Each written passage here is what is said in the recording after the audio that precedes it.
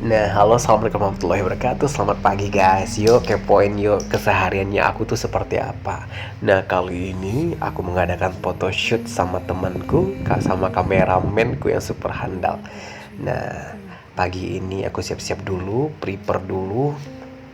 Nah, sebelum prepare aku udah mulai mau berangkat dulu aku, tapi ya aku nggak bergaya sih, aku santai aja sih orangnya, simple present. Nah, cuaca pun kurang mendukung banget. Nah, betul kan hari hujan. Aku duduk di tempat kawanku, tapi sambil hujan, aku menikmati sarapanku ya simpel aja, telur tahu ayam. Cukup aja bagiku. Nah, aku mulai berjalan. Perjalanannya 1 jam. Tapi kali ini aku ya terlambat sedikit guys. Tapi kameramenku itu orangnya penyabar, baik hati dan tidak sombong. Jadi dia sabar menanti dan bosan menunggu. Nah, aku udah sampai di lokasi guys.